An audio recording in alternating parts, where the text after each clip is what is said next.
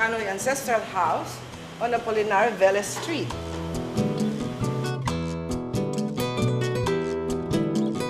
It is known as the Big House and has been the venue of many celebrations.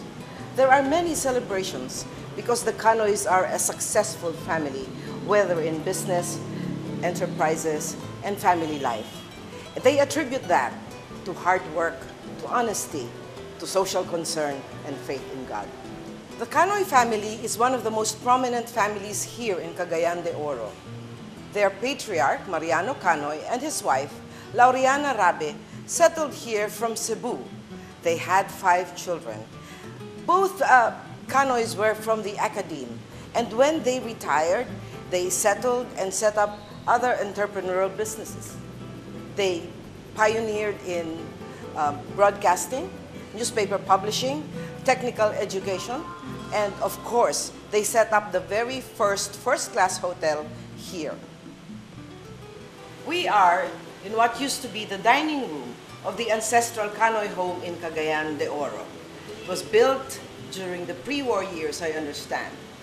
And we are here with Eileen Kanoy Escobar, now Mrs. San Juan, who will share with us some of her family's heirloom recipes. I think for this afternoon, she will share mantecao. How are you? I'm fine. And thank you very much for allowing us to intrude into your home. Welcome. Okay. Chef Titing Subrian. Now, tell me a little bit about mantecao.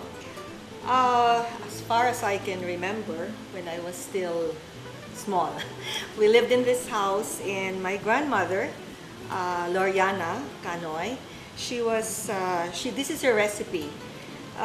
We know her as Lola Aning, and this is Lola Aning's recipe. Mantecao, also known as mantecado for some, is supposed to be made with the lard, the porico. This is a cake, and it's made with cinnamon also.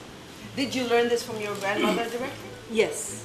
Yes, I've been helping her when I was still small. And is this a special cake? Was it served during special occasions, or was it an everyday merienda, for instance? Was it dessert?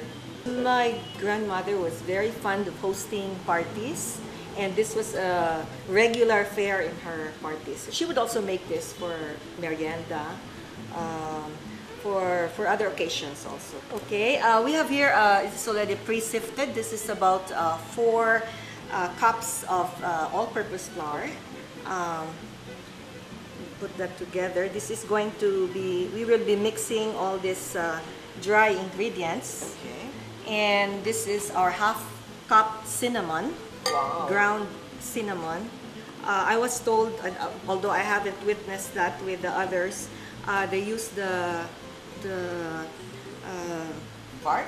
The canela, yes, the bark that which they ground to put together with the cinnamon. But of course, with the convenience that we have now for baking, we use the ground cinnamon. Yes, canela or cinnamon, I think, grows here in Mindanao. Yes. I used to get cinnamon sticks from Misamis, so... Okay, and this is our baking powder. This is 2 tablespoons of baking powder that we mix together. Okay, and we mix this, and then I will ask Chef Titing to also mix while I'll put this, mix all the the dry ingredients. To mix, this is our 2 cups of the cooking oil and 3 cups of white sugar. Okay. So we cream that, we put that in the mixer. Alright. But I can imagine that in olden times, or during the times of Lola Aning, this was done by hand. This was done by hand. Yes. And these are the molds? Those are the molds. Those are made of tins. Yes. Yes, and we put the paper lining, we cut out paper, and put them inside. And so how many of these will our mixture together this will produce 25 of this size of molds. It's about 2 inch by 4. Let me show. Start this. And then gradually add the dry. Yes. So you add the dry to the wet rather than the wet added, folded into the dry. Yes, it's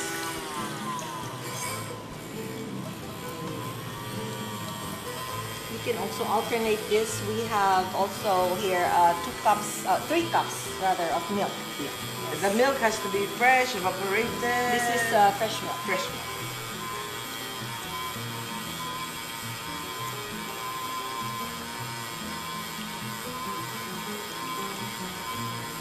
It smells good already. I suppose that's the cinnamon. Yes. Would you know where Lola Aning got this from? Is it from a recipe book? Did she learn it from her mother?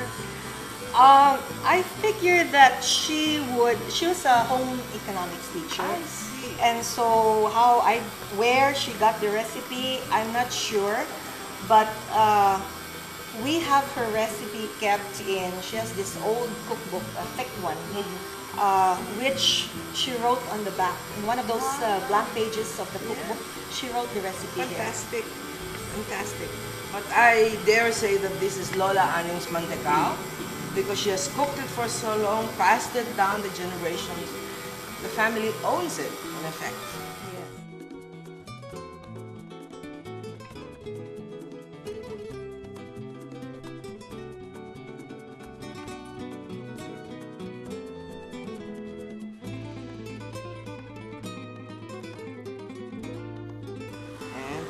Last Well, we still have to put our eggs. Okay, and for that amount, we are adding Six pieces of eggs. small or medium. These are small ones. Okay. And we're whisking the eggs a bit. 6 Yes, eggs. before.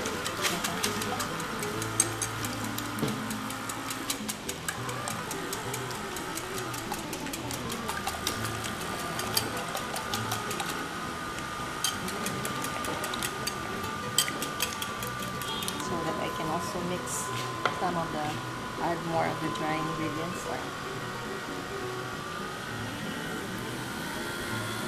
So you pour the eggs, whisked eggs in one go. Yes. Okay. And add the rest of the dry.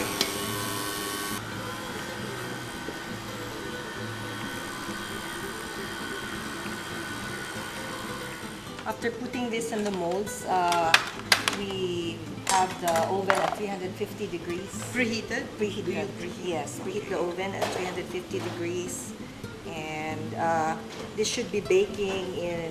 It should be baked in about 20 to 30 minutes.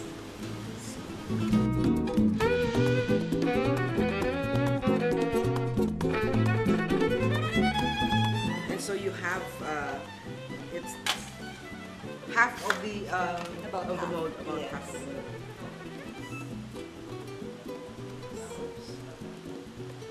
Alright. And so we pop everything into a preheated 350 degree oven. Yes. And wait for about 20 to 30 minutes. We are with about 2 dozen mantecao on the table here. How is this eaten? And I've noticed you've sprinkled a little bit of white sugar, granulated, not confectioners. Not Just, confectioners, just white sugar. White sugar on top. Granulated And sugar. Well, we have here the baked yes. mantecao. Okay. I'll just pop this off from the tin Okay. and add it to all the ones that we have already baked. Right. And we sprinkle sugar white sugar on the other ones that we've already. May I try it? Sure. How does one usually eat mantecao? Do you bite it from this? We do. You can also slice it Maybe if it's slice too with heavy. millimeter? Yes.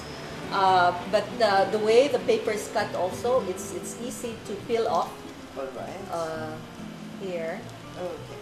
And then just bite through it. And as a child, you used to eat this with ice cream, you had Ice soft drinks, cream, yes, and with milk. or coffee and Yes. some other beverage. Well, we'll try it.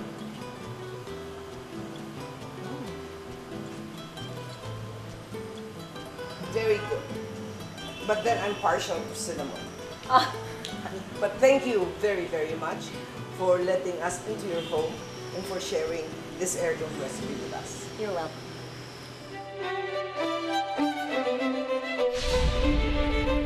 My city, my SM, my cuisine.